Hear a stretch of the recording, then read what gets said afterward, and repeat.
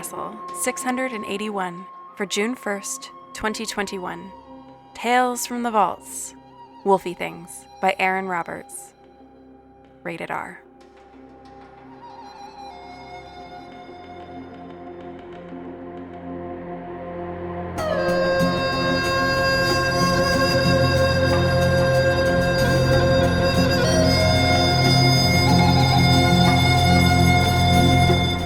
Hello and welcome to PodCastle. This is Jen Albert, PodCastle co-editor and your host today. Regular host Summer Fletcher will be back in a few weeks, but for now I'm here to bring you some news, and of course another story. My news is that my co-editor Sheree Clark and I will be retiring. That's right, at long last we'll be steering the castle to the ground, disembarking, and saying our goodbyes. Next at the castle helm, we'll be welcoming two new editors, Shingai Nijeri Kagunda and Eleanor R. Wood. You'll hear from Sheree next week when they'll be presenting their own Tales from the Vaults episode and saying goodbye, and you'll hear from our new co-editors shortly after that. Today's story is one we ran way back, 5 years ago, at the beginning of my tenure at PodCastle, and it's still one I'm incredibly proud of. Wolfy Things by Aaron Roberts. This one originally ran as PodCastle 429 back in 2016. Your author today is Aaron Roberts. Aaron is a Black speculative fiction genre and nonfiction writer with an MFA from Stone Coast. She writes about worlds that don't yet quite exist, visions of the almost future, sideways glimpses into magical realms, quick trips into the land of the horrifyingly possible. She's a graduate of the Odyssey Writers Workshop, winner of the Speculative Literature Foundation's 2017 Diverse Worlds Grant and Diverse Writers Grant, and a 2019 Individual Artist Award from the Maryland State Arts Council. One of the Carl Brandon Scholars for the 2018 Writing Excuses Cruise, and will be attending Hedgebrook 2022, assuming the world goes back to a semblance of pre-COVID life. Her story Sour Milk Girls was included in the Best Science Fiction of the Year, Volume 4, the year's Best Dark Fantasy and Horror 2019, and the year's Best Science Fiction and Fantasy 2019. Your reader today is Maui Threv. Maui Threv was born in the swamps of South Georgia, where he was orphaned as a child by a pack of wild dogs. He was adopted by a family of gators who gave him his name, which in their language means mechanical frog music. He was taught the ways of swamp music and the Moog synthesizer by a razorback and a panther. His music has been featured in episodes of Pseudopod. He has expanded his sonic territory across all 1,000 watts of Rec Station in Atlanta. Are you ready for this story? Gather your wolfsbane, count your silver bullets, and check your traps. And enjoy. Wolfy Things by Aaron Roberts. Tonight, me and Lee gonna kill the wolf. Been digging a pit out in the woods all summer, filling it up with wolf's bane and sharp rocks big as our heads, covering it up with leaves so wolfy eyes can't tell it's there. Lee even snatched a whole chicken out of his pa's coop, snapped its neck, and threw it on the pile like some kind of wolf Christmas come early. Wolf just has to go sniffing over by the edge, and we give a good push, and we'll be Nikki and Lee, honest to God wolf killers. Lee says they're still going to be talking about us when our grandkids is old and crook-backed, just like they do old Cooper Lyons. Coop's mean as a snake in a woodpile, but ever since he tricked that whole pack into calling truce and then burned them to the ground, cubs and all, they about throw him a parade whenever he comes through town. So by sunup, ain't nobody going to care why I ain't got no daddy, or where Lee's ma went off to, or how I got my devil eyes. And once that damn wolf's good and dead, he won't be coming around my house no more. First time I seen the wolf was 2 years past, day I turned 10.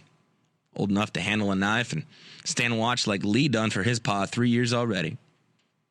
Wasn't really nothing to see out there but the same old trees and stars and Lee's pa cabin down the way, but better than watching ma sniffle and drip tears all over the floor like a leaky roof. She'd been like that since forever. River in her eyes and stone in her throat, always gulping out things about vows and sins and being sorry, and ain't a man alive wants to watch his own ma cry. I woke mid-watch, leaned up against the side of the cabin, knife on the ground, and Wolf in my face, its goldy eyes flashing like fireflies.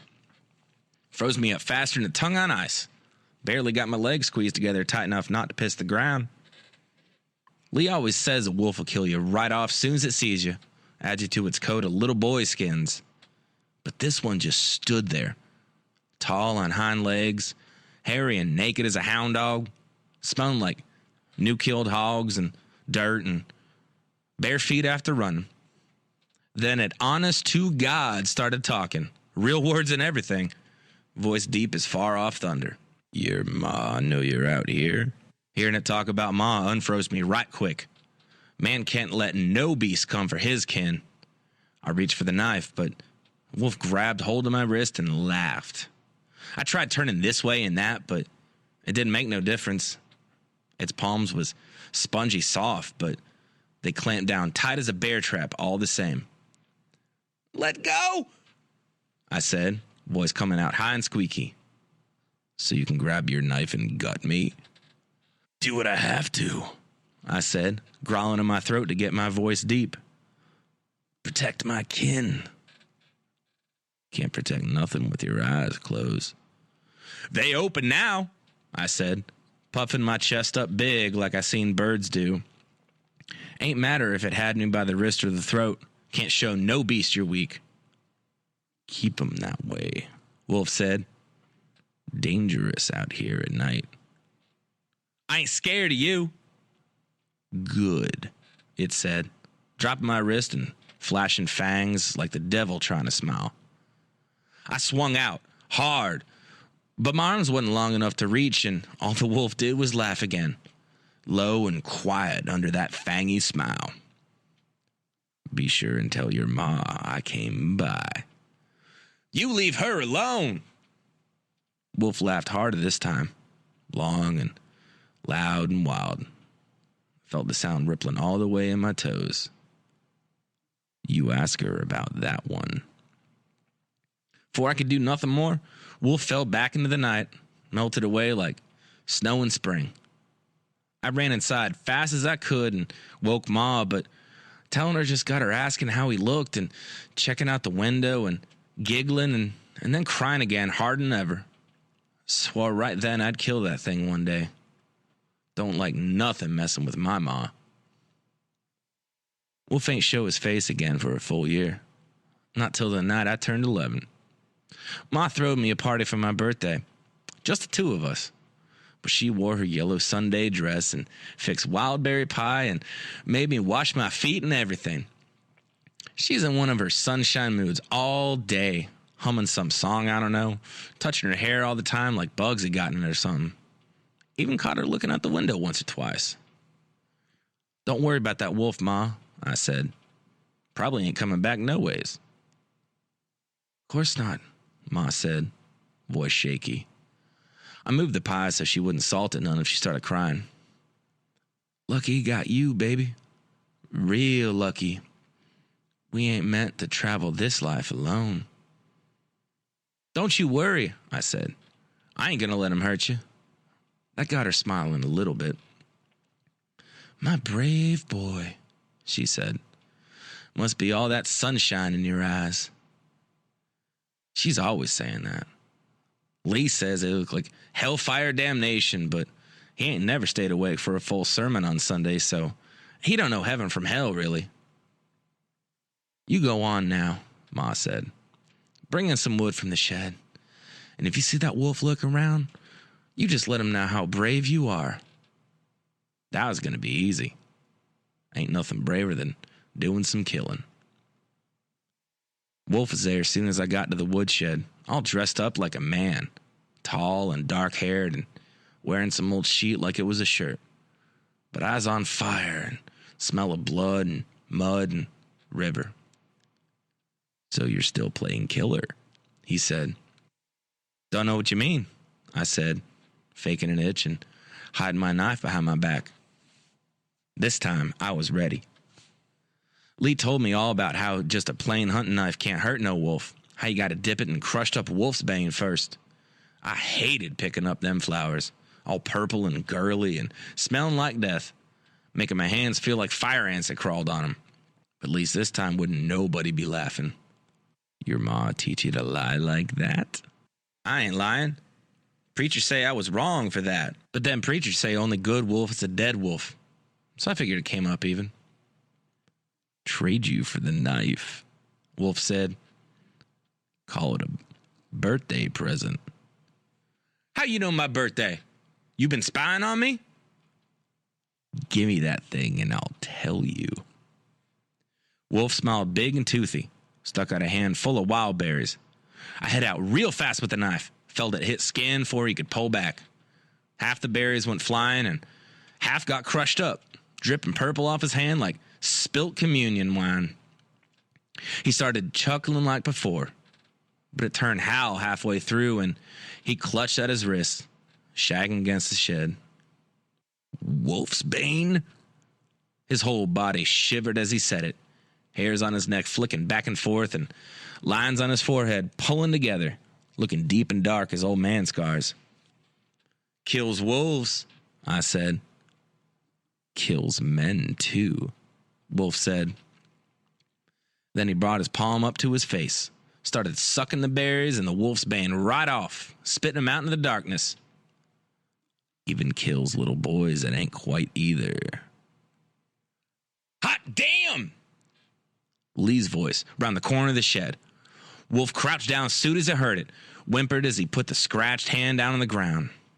Could see his hairy neck still shaking, close enough to slash through, but the knife felt heavy in my hand for a second, and then he was gone. Why ain't you kill it?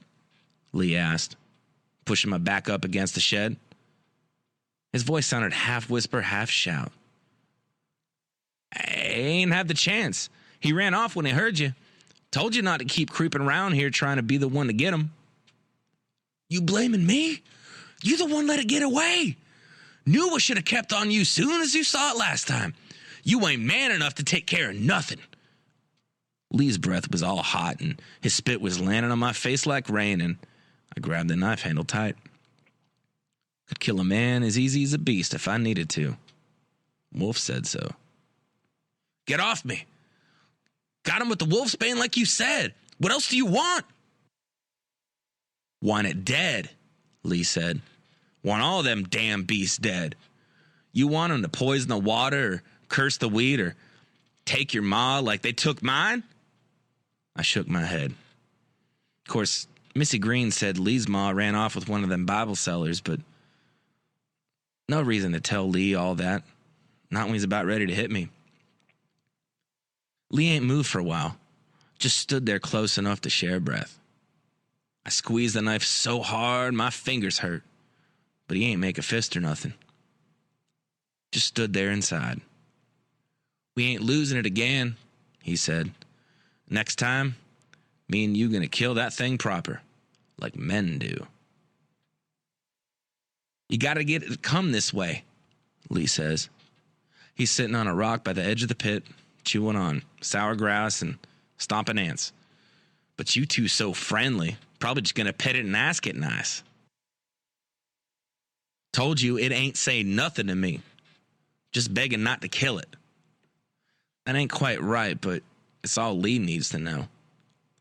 Heard what I heard, Lee said. Like how maybe your ma, lay off. I try to yell it, but I hear my voice getting all tight and gaspy.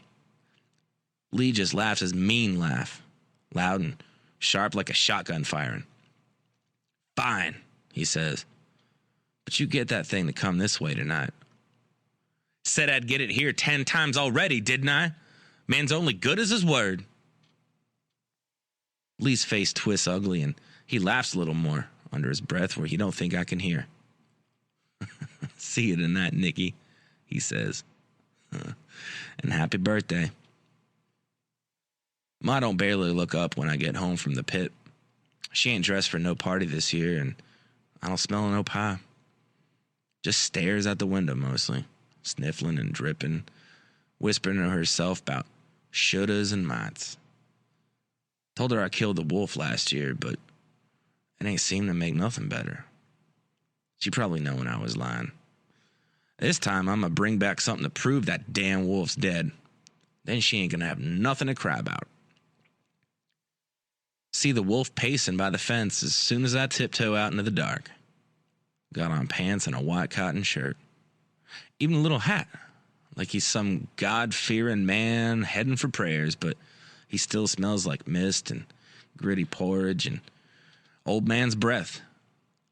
And I still look like baby fireballs.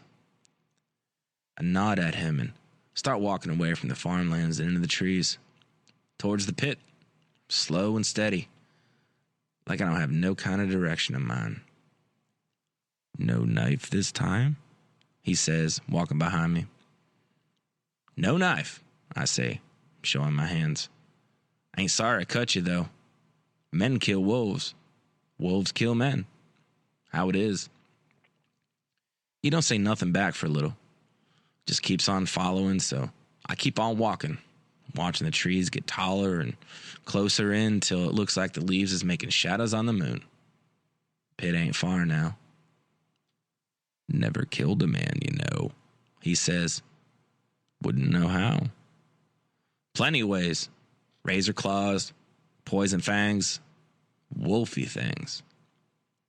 He laughs, but this time it don't sound as wild. You seen any of those? Not enough wolf in me, maybe. Not much left in any of us. Us. Word gets big in my throat. Tries to choke me from the inside. The pack, he says.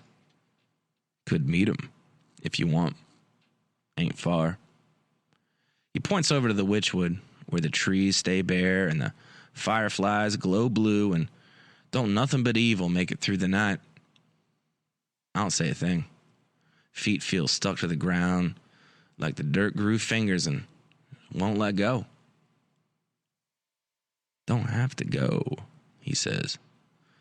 Just thought you might want to meet some other folks what got sunshine in their eyes. We ain't meant to travel this life alone. He holds out his hand. Moon's high enough that I can see the palm. Gone gray in the middle where I cut him last time, like a chestnut tree rotting from the inside. Makes me think on what he'll look like laying in the pit. If he'll make that sound like the pigs do at slaughter. If his face will rot away into dust. If there won't be nothing left to take home to Ma but that stupid little hat. I reach out for his hand. Can always kill him in the morning. Damn beast! Lee. You stay the hell back. Ain't taking nobody nowhere. Lee comes out the darkness fast. Can't see nothing clear, but the moon glints off knife metal behind a tree, and I smell sweat and death and berries. Then Lee yells loud and close and angry, and the wolf's hand is still stuck out there, hanging half dead in the air. I hear myself scream, and I reach out for the wolf like that's going to make some kind of difference, but Lee's too close, and I'm too far, and there ain't nothing to do, really, but pray. Something hits my arm hard enough to spin me round, and I hear a crash, like a tree branch falling to the ground. Open the eyes I didn't know I'd shut, and Lee's on the dirt, laying still, with the wolf peering over him. Lee ain't never laid that still in his life. Kills men, too, says the wolf. His voice is a whisper, but his eyes are full fire. You killed him? I think I should be yelling, but my voice comes out thin and wet. Damn fool boy tripped and cut his own self, he says. Why'd you do that? You ain't have to kill him. I say it, but I can still feel it in my arms where Lee must have ran into me. Smell the copper sweet of blood mixed with poison. Neither of us knew ever how to stay in our right place. Told you I ain't never killed nobody, says a wolf. But they ain't gonna care. They gonna burn me and mine just the same. Everyone. He turns his head to the witchwood and then back at me. We can put him in the pit, I say. It's a coyote trapped me and it's a thing we was working on. Wolf shakes his head. Won't nobody blame you if they don't know you was here. Wolf takes a step away, almost trips over Lee's feet. I ain't been looking either, just pretending Lee's a stone or a log or faking dead just to keep the wolf off guard. Ain't got time for thinking, just doing. Lee'd like that. Wolf stops trying to get untangled and bends in close by Lee's face, just staring like he ain't never seen nothing dead before. Or I can say one word more. He scoops up Lee's body off the ground, throws him over his shoulder like a sack of flour. "Show me," he says.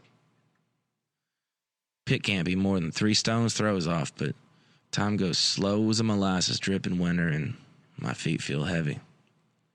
Takes most of my mind just to keep moving straight ahead, not look over at Lee's arms hanging down like he's waiting for me to hand him something just out of reach. "We still gotta head out tonight," says a wolf. "We?" I turn my head his way, almost trip over a branch. "The pack," he says. "Ain't no telling what your people will do once they find the boy." "Lee," I say, even though Lee probably wouldn't want no wolf to know his Christian name. "And they ain't gonna do nothing. It's an accident, right?" "Yeah, maybe, but no sense waiting around to see." Wolf goes quiet for a minute before he speaks again. "You just gonna have to meet them some other time," he says. "Next birthday. Maybe." I don't say nothing back. Just step and hear the sound of branches breaking and feel the leaves crunching under my feet and think on what I gotta do. First thing I see when we get there is the rock Lee was sitting on just this morning, chewing that damn grass and laughing at me.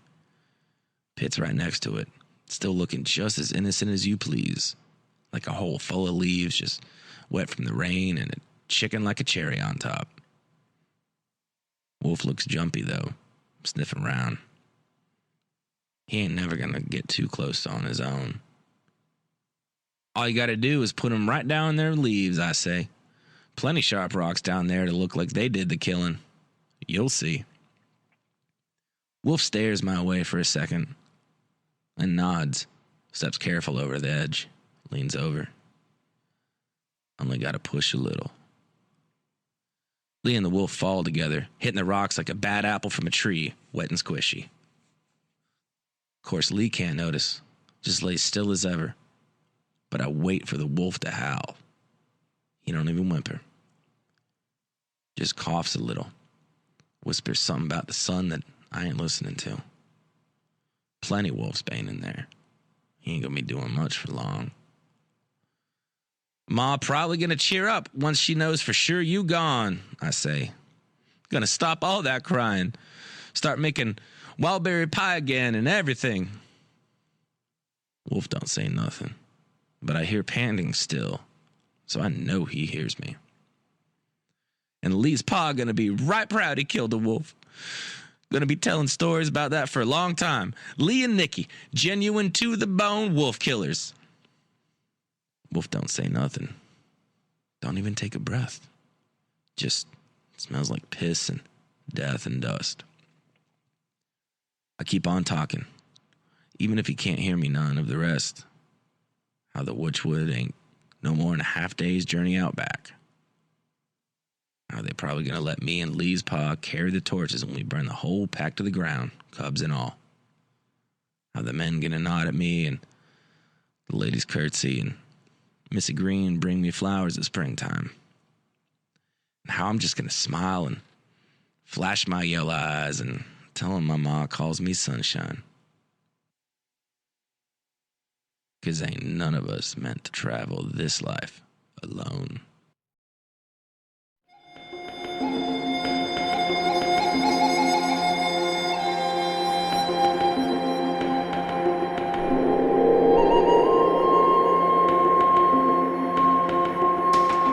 And welcome back.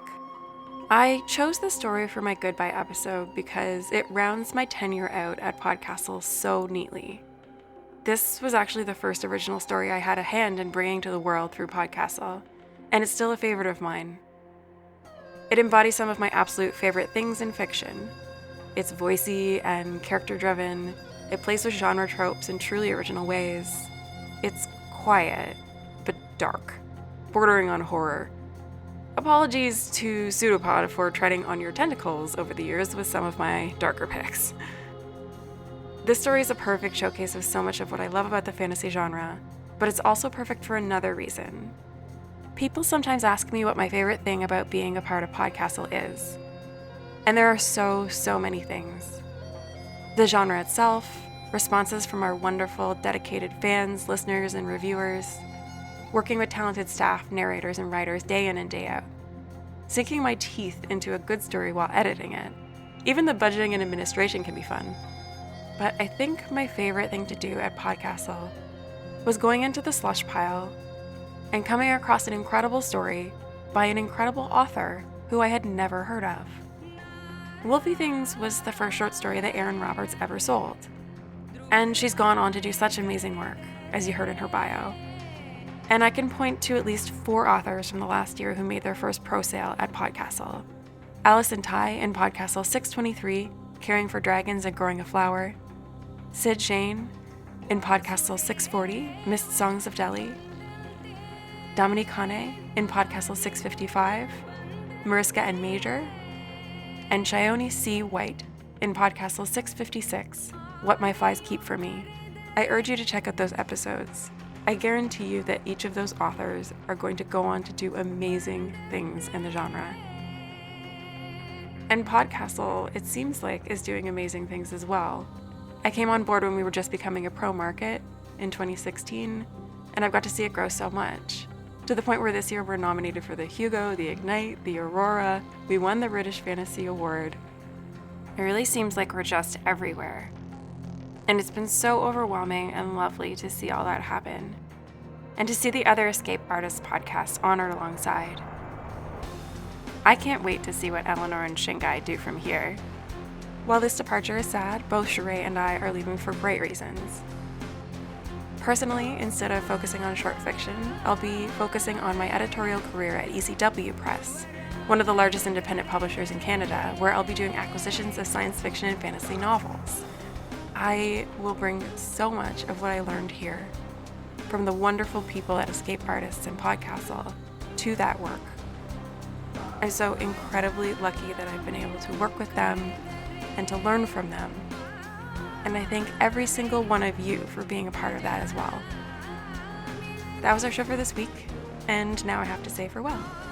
On behalf of everyone here at PodCastle, all wonderful humans who I've learned so much from, our audio engineer, Peter Adrian Barabesh, our host and assistant editor, Summer Fletcher, our forum moderator, Aussie Cat, your outgoing editors, me and Sheree Clark, and your future co-editors, Eleanor Wood and Shingai Najeri Kagunda, along with all of our fantastic first raters, Tierney Bailey, Sophia Barker, Matt Dovey, Aidan Doyle, Amalia Harrington, Kai Hudson, Craig Jackson, Julian Jarbeau, Shomari Kirkwood, Devin Martin, Julia Pat, Hamilton Perez, Shrikripa Krishna Prasad, Zeev Witties, and Caitlin Zavanovich. Thank you for letting us share another story with you. PodCastle will be back next week with another tale, even if I won't. Stay safe, everyone. Thank you.